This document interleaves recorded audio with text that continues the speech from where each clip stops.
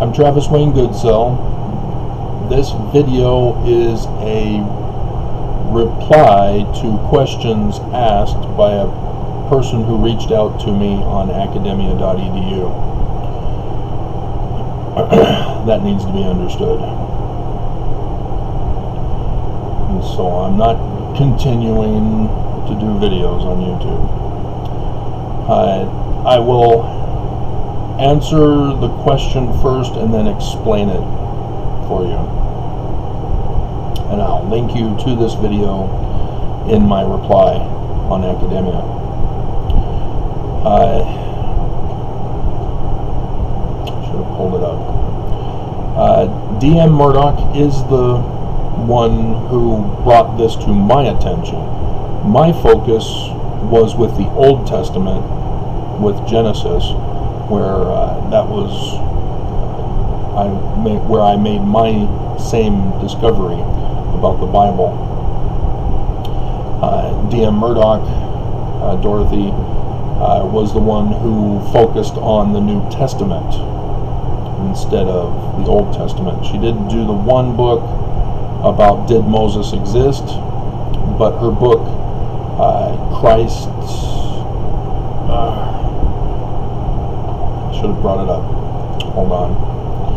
Let me waste time here. Christ in Egypt, the Horus-Jesus connection. You can find it on YouTube.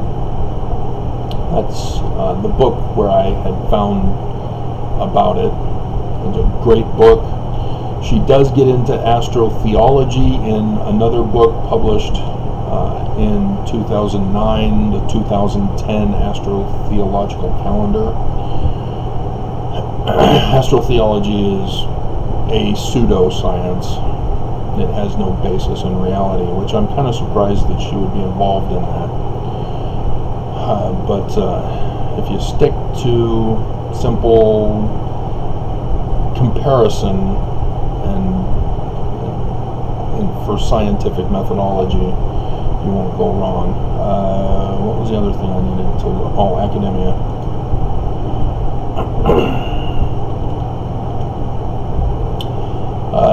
On my Academia page, you will find the book titled Bible Torah Translated into Ancient Egyptian Genesis Creation to Flood.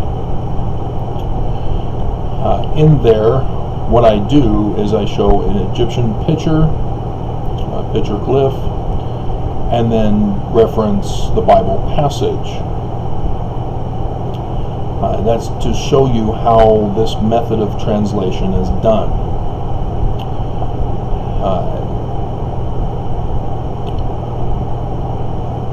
So it requires an understanding of the Egyptian petroglyphs to know that what they are and what they represent, and thus when you refer to the Bible passage, you should be able to make the connection.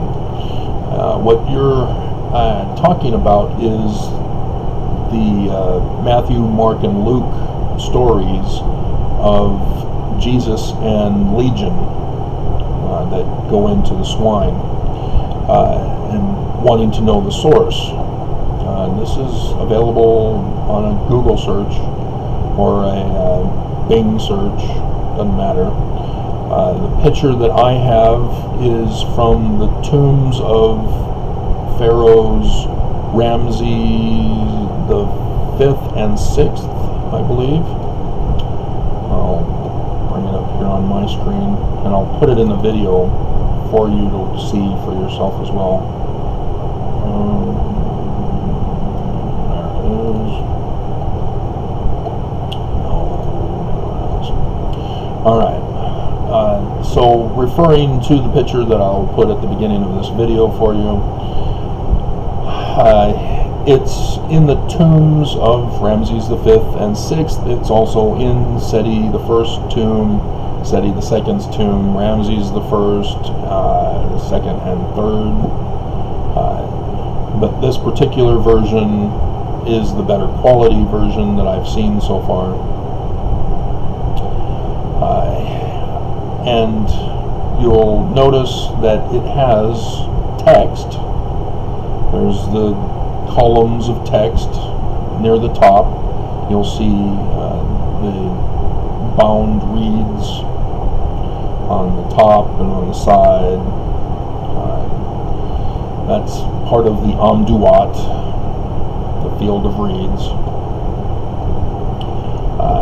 And then you'll see in the center portion of this scene that there is petroglyphs, as I'm terming them, because Egyptologists don't list these in their sign lists.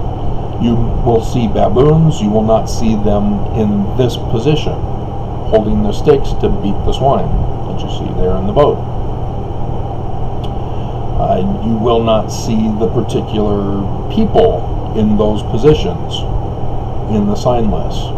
You will not see Pharaoh in that, sitting on his throne with an ankh rather than a flail with the lion throne. You will not see that in an Egyptian sign list. And this is what I'm referring to, is Egyptologists are not translating any of this when it needs to be translated.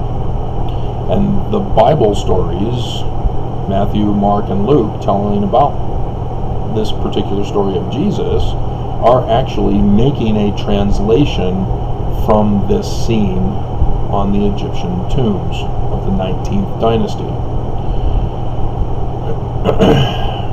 The 19th dynasty, to give some background on that, succeeded the 18th dynasty, which collapsed after Akhenaten did away with the Amun priesthood and replaced it with the Aten priesthood. Amun is the sun god at noonday. He is the origin of the Egyptian sun. The Ramses, Ra Moseses, born of Ra, are using the regular name for a sun, which can be at any point in the sky, even the setting or sun when it's in the Amduat, which is on the other side of the world.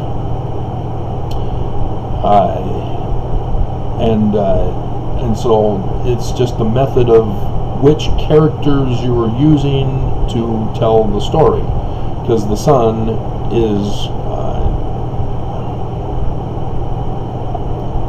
wanting to say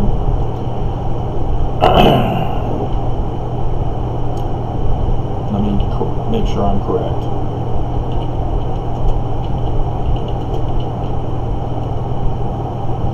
Kefri, yeah, I was right.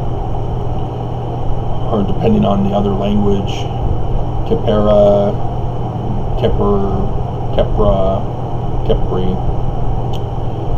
they're all the same word. They didn't have vowels. And there is I won't get into that. And so with a new dynasty, they're using all new deities and a new sun, Ra, instead of the Amun sun. They're using Set instead of Osiris, and so Seti comes from Set, the usurping pharaoh of Egypt. Technically the bad guy, so it's kind of interesting the way that was set up, that they had no problems calling themselves the evil villains. We have conquered. We are now in control. King Tut is the source for the flail and the shepherd's crook in his hands. The Egyptian Ankh is for eternal life after this life. And so the judgment scene is what you're seeing here on their tombs. And so you have the scales of judgment, which have been carved out by, looks like wear and tear. And That's the Egyptian Ma'at, oftentimes portrayed as human or as just a feather on top of the scales. What you have here is a person standing in front of it. They don't seem to have Ma'at, which is interesting because Ma'at stands for order and justice, and truth, harmony, peace. And what you're seeing here is people failing their judgment. And so having Ma'at and her feather gone from the judgment bar is very telling in the interpretation of this petroglyph. Egyptologists will translate the text and they'll give you the name of Ramses. It's right before his crown, above the Ankh. The Ankh is the shoe sandals that John the Baptist is referring to, saying, I don't have authority of the Melchizedek priesthood of Amen. Amen is the Paleo-Hebrew word condensed from Melchizedek, priest and king and priest, high priest. The sun symbol, and then the M is for chair is getting very uncomfortable. Is a high priest symbol in Paleo-Hebrew. The squiggly line at the top of the M letter is for water. The J stroke is for human. So a human pouring water over his head is a high priest in Egyptian. And then the N is the crown that Pharaoh is wearing with the cobra third eye for revelation, seer, Peter in Egyptian. That's the N, as it has a J stroke as well for human. That right there is the letter N in Paleo-Hebrew, which is new in Greek. I don't do Nun for Semitic. Semitic, when the Babylons conquered, took Jews back to Babylon and assimilated them into Semitic. And so then the Bible was written as if the Jews came from Babylon rather than from Egypt, where they came from.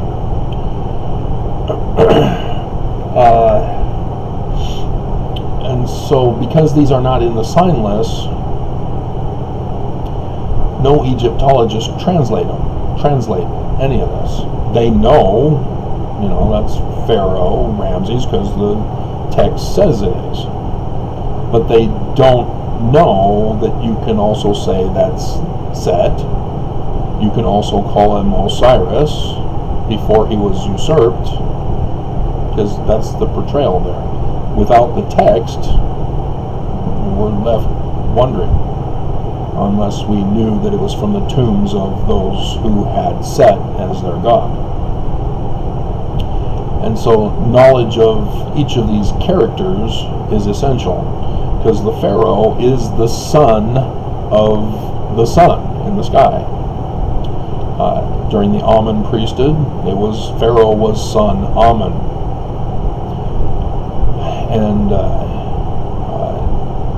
And so you have a whole lineup of people who are being judged, and they're failing their judgment because there's no feather being shown, even though he's covering it up. We don't see the scales with the heart, but the baboons leading the swine on the boat back to the Amduat, which is the netherworld, the waiting period with the field of reeds.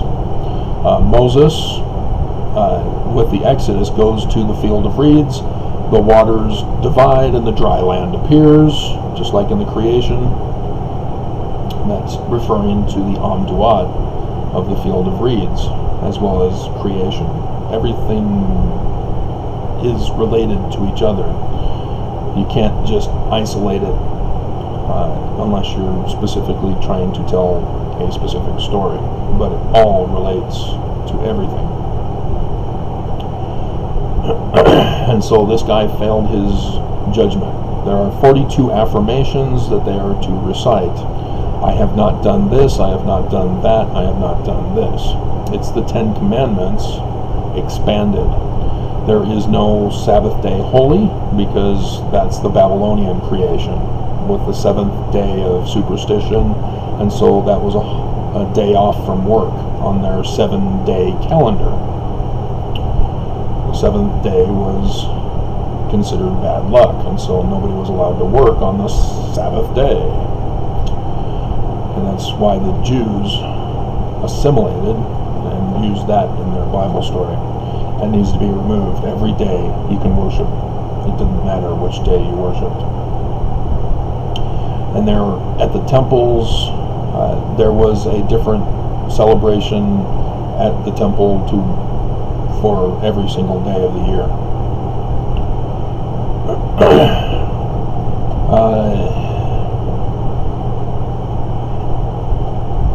And so that's a general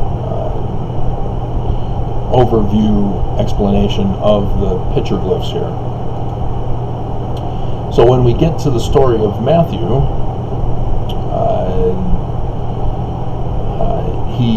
Jesus and his disciples enter a ship, and that's the sea thing. It's 28 in Matthew 8:28.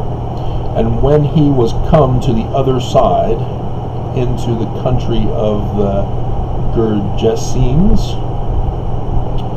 that's different from Mark.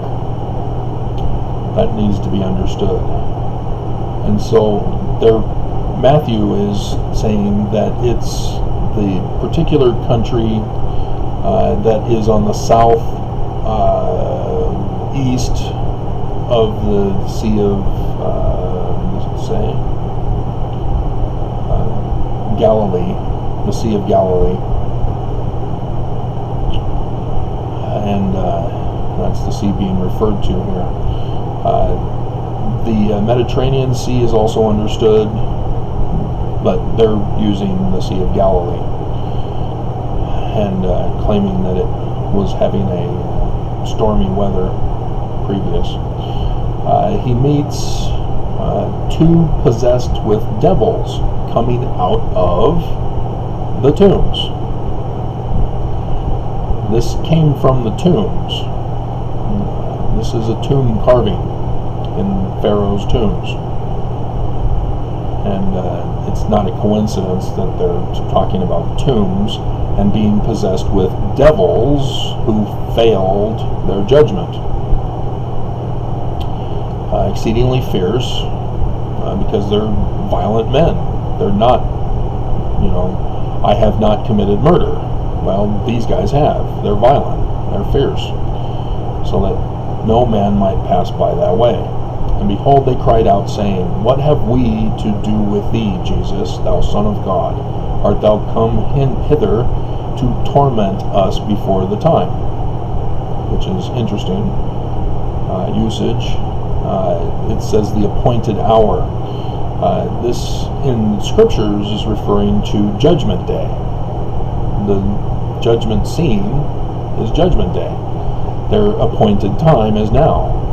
And that's the method that Matthew is using here in his translation. And his name isn't Matthew, it's some other guy. He's using Matthew as his pseudonym, like Akarya, if that's the pronunciation, which I most likely butchered, of Dorothy's nom de plume.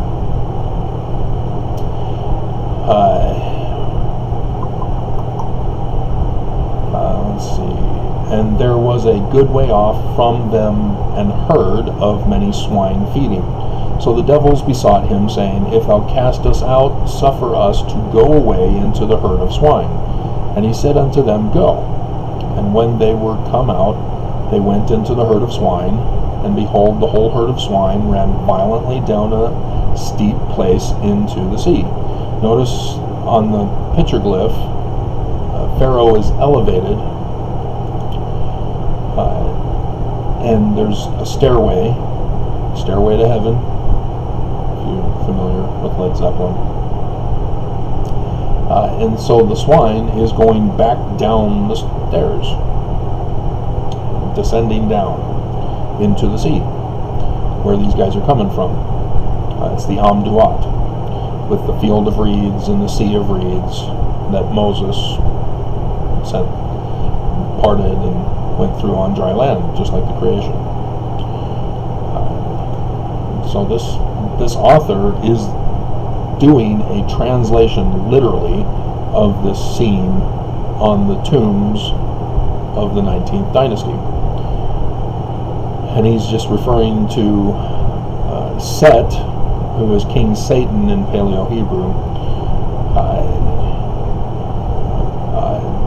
as Jesus, as the Pharaoh sitting on the throne. And that involves a lot of explanation as well. Oh, excuse me. Interesting, this morning during my run, I witnessed a falling star meteorite going from west to east right above me. And that is the same portrayal, a falling star, as somebody who fails their judgment in Egyptian. So an interesting connection for you there. As Mormons definitely have fallen. I don't know your religious affiliation. You're watching my YouTube videos, so you would know that I'm referring to Mormons.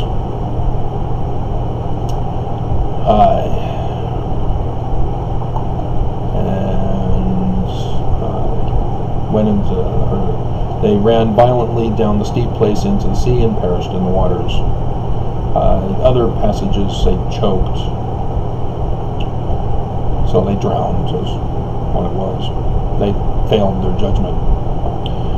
This is the process of how it's done for translating the Bible stories. They use the Egyptian documents and told the story they wanted to tell for the specific meaning they wanted to get across. That's why you tell stories, bedtime stories, for example.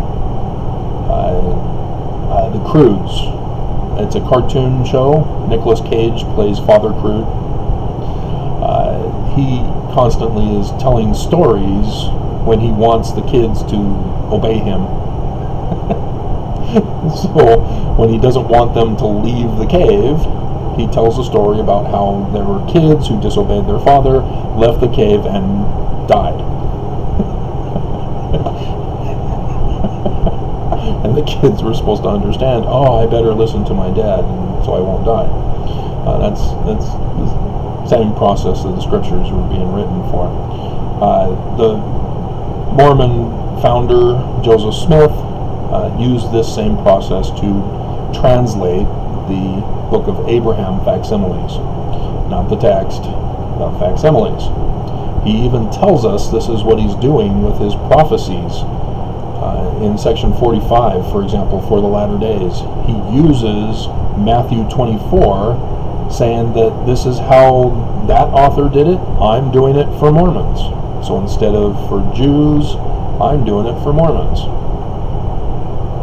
Saying that the Jews are Mormons. And so section 45, even though it's still talking about Jews and the Jerusalem temple with Jerusalem and Judah, it's all Mormons, the Mormon temple. And Mormons are not getting that. But again, this is the process of translation that he's using as well. So, I believe that answers your question. Yes, DM Murdoch was where I found out about it, but she did not get into the detail that I just gave you here. She believes in astrotheology, which is wrong. So, she didn't live long enough to see my publications to have me communicate with her and work with are, it's just kind of sad. I'll link you, if I hadn't mentioned this at the beginning of the video. I did a first video that had too many errors, and I redid this. So I'll link you in the comment, which you already know because you followed the link.